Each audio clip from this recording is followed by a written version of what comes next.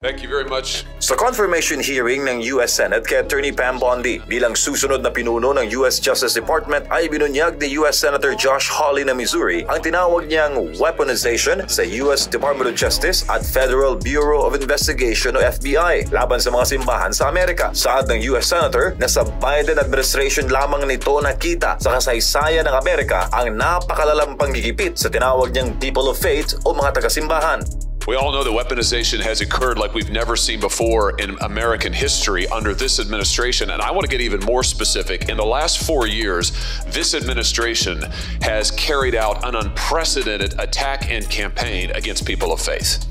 If you look at the numbers, we've never seen anything like it before in American history. It has been one of the most disgraceful chapters in the history of the Justice Department and in the history of the FBI. Sa ilalim ng Biden administration, saad ng senador, umabot sa 300 simbahan at pregnancy care center sa buong Amerika ang nakatikim ng pang-aatake ng mga otoridad. Pero, 2 lamang sa mga ito ang nasampahan ng kaso ayon kay Senator Hawley. Malinaw na inustisya sa mga simbahan at care centers ang ginawa sa kanila ng pamahalaan. Mga simbahang biktima ng raid ng SWAT na kadalasan ay sa madaling araw sumasalakay. Mga simbahang biktima at pinasok ng mga spiya ng FBI para imbestigahan ng walang legal na basihan.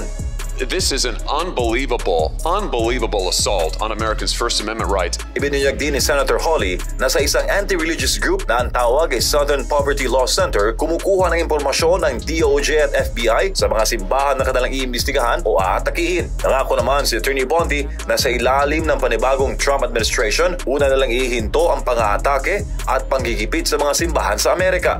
Will you open the books on these abuses so that the American people can have confidence in their DOJ? Senator, and I think what you're talking about is the ultimate weaponization, what we've been discussing all day. If I am confirmed as Attorney General, one of the first things I will do, there'll be many, but I will personally read that memo, and if Mr. Patel is confirmed, discuss it with him right away. Malaking bagay para sa legal team ng Kingdom of Jesus Christ o KOJC ang mga nabunyag sa US Senate. Ayon sa General Counsel ng KOJC na si Attorney Michael J. Green, nangyari ang panggigipit kay Pastor Apollo sa Amerika at sa kanyang kongregasyon sa Biden administration. Si Biden, natapos na ang termino bilang presidente, ay malapit na kaalyado ni Pangulong Marcos Jr. At sa pahayag ni Senator Hawley, lumilitaw na isa ang KOJC sa mahigit 300 simbahan sa Amerika na nabiktima ng inustisya. I was there. I know what happened in the kingdom. I know what happened in California. Never happened that he would ever do this or ever thought of doing it. But the weaponization of government that we have seen, that we've talked about with Senator Hawley, and what we've seen happening to the church and your government, you know, it's a sad day for maybe lawyers like you and I. Sa Attorney Green, matindi ang kampanya ng Biden administration para gawing legal ang aborsyon at ang mga simbahan doon ay tutol sa nasabing pulisiya. Si Pastor Apollo bilang spiritual leader ng KOJC ay tutol na tutol sa aborsyon. Anything that looks like it's anti-abortion, pro-life was in a really bad place with Biden. The guy's a travesty. But now, you know, it's coming out. The people in this country saw through these guys, and unfortunately, our former president, who's going to be former on Monday, he probably can't spell his name at this point. Ngayong may pag-amin na sa mga opisyal ng Amerika na may naganap na kalabisan sa kanilang law enforcement sa bagong termino ni President Trump, ay positibo ang team ni Attorney Green na magkakaroon na ng kalinawan ang mga paratang laban kay Pastor Apollo sa Amerika. Ang legal team ni Pastor Apollo sa Pilipinas umaasa ng patas na pagtrato ng korte at manaigang hustisya sa panig ng butihing pastor. There's no stone we're going to leave unturned. This is a man of our pastor of great integrity and commitment. And I've seen it for the last 4 years plus. I visited with him a number of times. And I'm proud and honored to call him a pastor and be involved, to be around him. We pray that we will be able to conduct a very good cross-examination as against the private complainant. And we pray that fairness, justice, and equality of treatment would prevail in the handling of cases against Pastor Apollo Sikibuloy. Sa isang panayam kay Presidential Anti-Organized Crime Commission Undersecretary Gilbert Cruz, kinumpirma nito na sa Visayas at Mindanao na raw nag-ooperate ang mga ipinasarang malalaking Pogo Hub sa Luzon. Anya, may nakarating na impormasyon sa kanilang tanggapan na nagtungo sa Visayas at Mindanao ang mga Pogo para ipagpatuloy ang iba't ibang operasyon nito, partikular na ang online scamming. Sa katunayan, kalahatian nila sa mga tauhan mula sa bagong ni-raid na Pogo sa Silang Cavite ay nag-alsa balutan sa Puerto Princesa at doon nagpatuloy ng operasyon. Naniniwala naman ang PAOK na hindi madali ang trabaho sa pagsugpo sa Pogo sa bansa dahil nagtataguan niyang mga ito sa pinakaliblib na mga lugar o gusali na hindi agad napapansin ng mga otoridad at mismong LGU. Nauna nang pinayuhan ang lahat ng LGU na suyurin ang lahat ng sulok ng kanilang mga nasasakupan para masigurong walang nag-ooperate na Pogo. Pero matatandaan ring binalaan ng DILG ang lahat ng LGU na magsumite na ng No Pogo Certificate. Ang mga ito hanggang sa katapusan na lang ng Enero ngayong taon. Sa kabilang banda, welcome development naman kung ituring ng PAOK ang naging desisyon ng DOJ na kasuhan ng 26 counts ng money laundering si dismissed Bamban Mayor Alice Go dahil sa mga negosyoan niyang pinasok nito na bunga ng krimeng kinasasangkutan gaya ng Pogo at pagpipeke ng katauhan nito. Arestado ng mga tauhan ng Northern Police District ang isang 50 anyos na lalaki na gumagamit ng mga minor de edad sa pakikipagtransaksyon nito sa bentahan ng illegal na droga.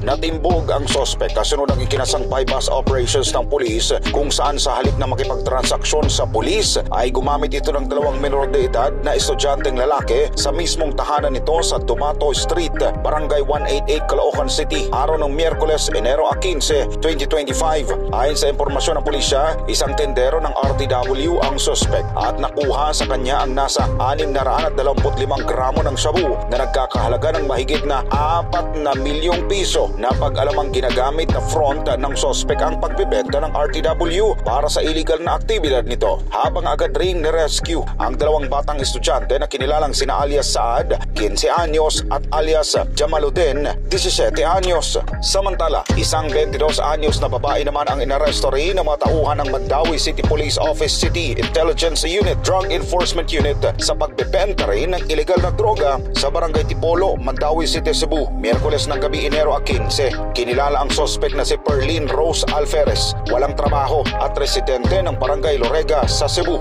Nakuha mula sa suspect ang siyam na pakete ng shabu na may timbang na 2,500 gramo at may katumbas na halagang 17 milyong piso. Agad naman na dinala sa PNP 7 Regional Forensic Unit ang mga ebidensya para sa chemical analysis at disposition nito. Kasong paglabag sa Republic Act 9165 naman ang inihaing kaso laban sa suspect. Nagkasa na rin ng investigasyon ang mga otoridad sa posibleng kasabwat ng suspect at saan galing ang mga illegal na droga na ibinebenta nito. Ang mga nasayang na mga balota hindi patatagalin sa National Printing Office o NPO at kailangang ma-dispose para hindi ito magamit sa darating na halalan. Ngayong araw, nagsimula ng Commission on Elections sa COMELEC sa pagtatransport ng mga nasayang na balota. Lahat ng mga nasayang na balota na nandito ngayon sa National Printing Office ay kailangang i-transport o dalhin doon sa warehouse ng COMELEC sa Santa Rosa, Laguna para sa disposal. Ayon sa COMELEC, magkakaroon ang magtatakdas na ng araw para sa pagtutunaw nitong mga balota dahil hindi na ito maaring gamitin pa sa darating na halalan. Una nang sinabi ni COMELEC Chairman, nasa 6 na milyong balota yung nasayang matapos ang pagpapalabas ng Korte Suprema ng TRO para doon sa 5 aspirante na kailangan pong maisama sa balota o sa bagong balota ng COMELEC. Bakit kailangan i-alis sa NPO at dadalhin pa sa warehouse namin? Una, dito po sa National Printing Office, nakita nyo maliit po ang facility natin. Kailangan po mabakante namin ang lugar na yan para pag nagsimula muli tayo ng pag-imprenta, may lugar po kami na paglalagakan ng balota.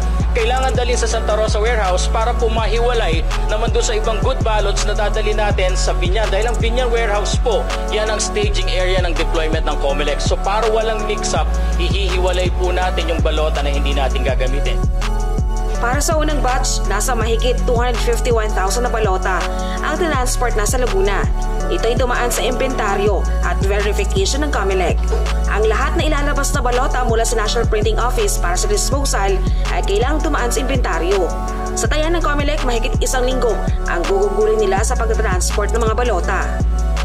Dahil marami-rami, kasi po nakadepende po ang pag-transport pag natapos na yung verification.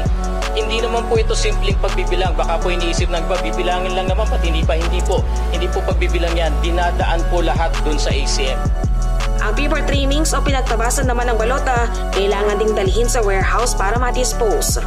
Pati ang mga ito ay kailangang na-inventaryo ng komisyon.